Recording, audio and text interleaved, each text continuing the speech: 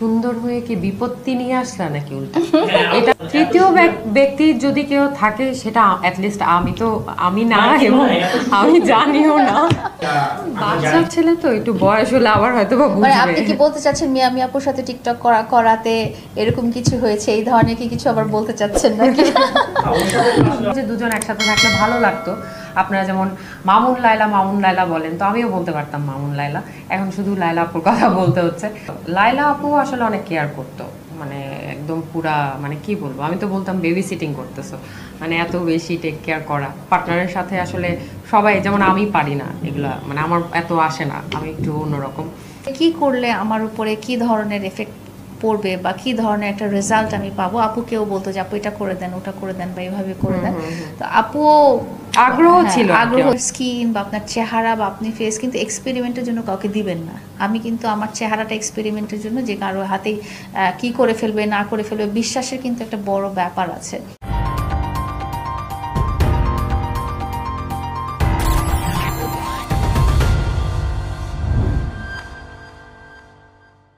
ব্যক্তিগত মানে ব্যাপার, কারো ব্যক্তিগত জীবনে আসলে আমার হস্তক্ষেপ করাটা ঠিক হবে না। বাট আমি যতটুকু বলতে পারি যে আসলে এটা ওনারা দুজন আমার চেয়ে ভালো অ্যান্সার দিতে পারবে। আমি থার্ড পার্সন, আমার আসলে ওভাবে বলার কিছু নেই। বাট আমার কাছে যেটা মনে হয় যে দুজন একসাথে থাকলে ভালো লাগতো। আপনারা যেমন মামুন লায়লা বলেন, তো আমিও বলতে পারতাম মামুন লায়লা। এখন শুধু লায়লা আপুর কথা বলতে হচ্ছে। সো এটা আসলে আমি বাইরের মানুষ হিসেবে ওভাবে কিছু আসলে বলতে তেমন চাই না। বাট দোয়া করি, দুইজনের জন্যই দোয়া, অনেক দোয়া। সোশ্যাল মিডিয়ায় খুব ভালো দেখছে, আমার চেয়ে বেশি মনে হয় যে ওনাদের মনের মিল তো প্রথম থেকেই ছিল। এত বছর ধরে মানুষজন দেখে আসছে, মনের মিল না থাকলে তো এত বছর থাকতো না। ডেফিনেটলি মনের মিল ছিল, ভালোবাসতো। উনি আসলে জানতে চাচ্ছে যে সামনাসামনি, সোশ্যাল মিডিয়াতে তো ভিডিওতে দেখেছে, মানে তুমি যেহেতু সামনাসামনি, you was crazy about her. Seriously খুব ভালো ছিল, যত্নশীল ছিল, কেয়ারিং ছিল। আর লায়লা আপু আসলে অনেক কেয়ার করতো, মানে একদম পুরা, মানে কি বলবো, আমি তো বলতাম বেবি সিটিং করতেছো, মানে এত বেশি টেক কেয়ার করা পার্টনারের সাথে। আসলে সবাই যেমন, আমি পারি না এগুলা, মানে আমার এত আসে না, আমি একটু অন্যরকম। সো দেখা যায় যে এই জিনিসগুলো তো ছিলই, দুইজনের প্রতি দুইজনের ছিল ভালোবাসা, ছিল কেয়ার, ছিল সব কিছুই ছিল। ভালোই লাগতো তখন আসলে এত কমপ্লিকেশন, এত ঝামেলা, এত কিছু আমার মনে হয়নি। খুব স্মুথ যাচ্ছিল সবকিছু, তখন খুব স্মুথ যাচ্ছিল। আর একটা ব্যাপার আমি দেখেছি, মানে ট্রিটমেন্ট রিলেটেড, সেটা হচ্ছে যে ওর খুব কিউরিয়াসিটি ছিল যে কোনটা করতে হবে, কিভাবে করতে হবে। ও যতটা টাইমই লাগতো না কেন, এখানে কিন্তু আমাদের বেশ বসে থাকতো। ও বসে থাকতো। আপনিও হয়তো আপনার ওয়াইফকে নিয়ে হসপিটালে যে এত ঘন্টা কখনো বসে থাকেন নাই। ও মানে আওয়ার্স, 4 ঘন্টা 5 ঘন্টা যতক্ষণই এবং ও আমাকে মনে করে দিত যে আজকে আমি আপুর কাছে তোমার আজকে টাইম আছে, আজকে যেতে হবে। অ্যান্ড যতটাক্ষণই লাগুক না কেন, ওই যে বললাম 4 ঘন্টা লাগুক 5 ঘন্টা লাগুক, আমার সাথে বসে থাকতো, এসে দেখে যেত যে আমাকে কি করছে, আমি ব্যথা পাচ্ছি নাকি, কিভাবে কি হচ্ছে, সেগুলো দেখে যেত। আর সবচেয়ে বড় কথা হলো যে সে খুব করতো, যে এক্সপ্লোর করার চেষ্টা করতো যে কোনটা আমাকে করলে, কি করলে আমার উপরে কি ধরনের এফেক্ট পড়বে বা কি ধরনের একটা রেজাল্ট আমি পাবো। আপুকেও বলতো যে আপু এটা করে দেন, ওটা করে দেন, বা এইভাবে করে দেন। তো আপু আগ্রহ ছিল আর কি, অনেকটাই আগ্রহ ছিল, অনেকটাই। এটা তো ডেফিনেটলি লাইফস্টাইলের উপরে তো একটা এফেক্ট পড়েছে। ব্যস্ততা 1 নাম্বার থাকে। তারপরে যেটা হয়েছে যে ও মনে করাই দিত আমাকে যে আজকে তোমার যাওয়ার দিন, বা আজকে যেতে হবে, বা কালকে যেতে হবে, বা আজকে চলো।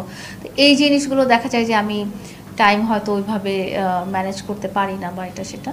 তো এটা ডেফিনেটলি ওটা একটা রিজন।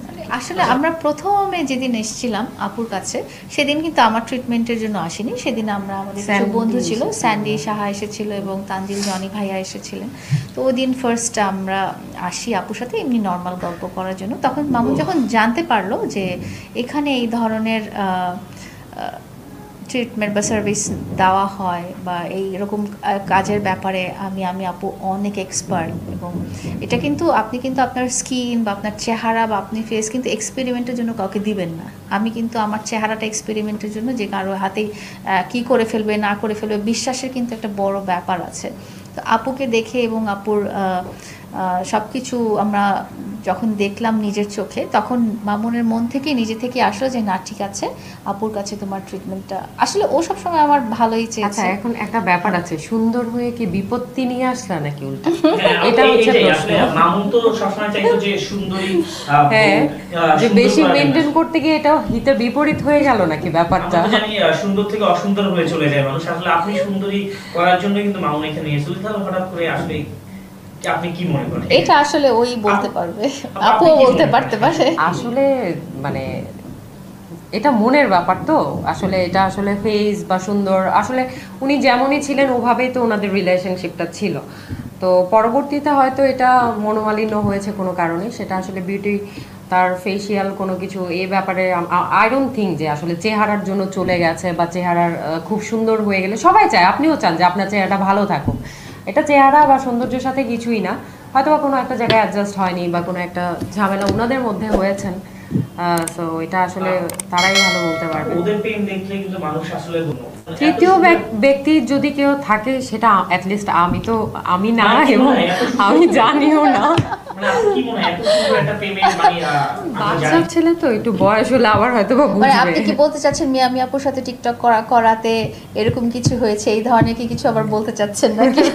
ওর সাথে তো আসলে অনেক মেয়েরাই টিকটক করতে চায়। হ্যাঁ, এরকম আসলে কিছুই না। এরকম কিছু না, আসলে এখানে অন্য কারো কোনো ফাংশন আছে কিনা সেটা আমি বলতে পারবো না, বাট আমি নন ফাংশনিং, আমার সাথে মানে এটা- ওর সাথেও মিয়ামি আপুর খুব ভালো একটা আন্ডারস্ট্যান্ডিং, এবং আমরা আপু, ওভাবে আপনার আসছি। কাছে একটু ও জানতে তো একটা চাই আসলে- বাচ্চা ছেলে, এই মানে খুব মানে কেমন বলবো, একটু মানে খুব চঞ্চল, চঞ্চল, spontaneous। স্পন্টেনিয়াস, সব জায়গায় ঘুরতেছে ফিরতেছে, স্থির থাকতো না। একদম বাটারফ্লাই, মানে এরকম একটা ব্যাপার। বাট যেহেতু তাকেই ট্রিট করেছি তো তার সাথে আমার বোঝাপড়াটা ভালো ছিল, বাট মানে হি ওয়াজ অলসো গুড, সব দিকে ভালো, এবং খুবই চঞ্চল ছিল, রাগ বেশি ছিল, কি বলবে কি করবে নিজেই জানতো না, অনেক সময় অনেক কিছু বলতো করতো, মানে আমার কাছে মজা লাগতো, ইন্টারেস্টিং একটা ক্যারেক্টার।